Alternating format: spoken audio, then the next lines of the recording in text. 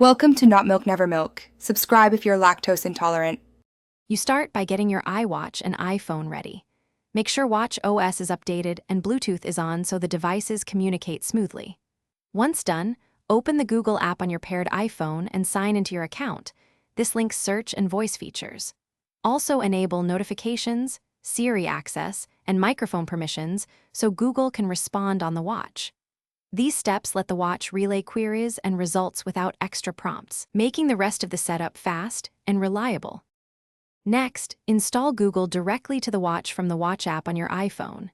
Tap Available Apps, locate Google, and choose Install so the app appears on your watch face and app grid. Once installed, customize complications to add a quick search button and arrange the app for single-tap access.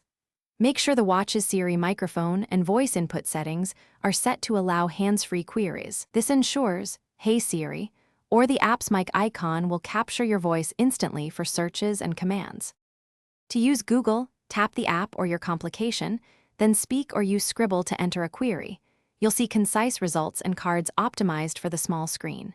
Tap any result to open details or choose Send to iPhone to view full pages. For navigation, use voice follow-ups and quick actions like set reminders or start routes. If results don't appear or audio is missing, restart the watch, confirm microphone and notification permissions, and verify Bluetooth is connected to the iPhone before retrying.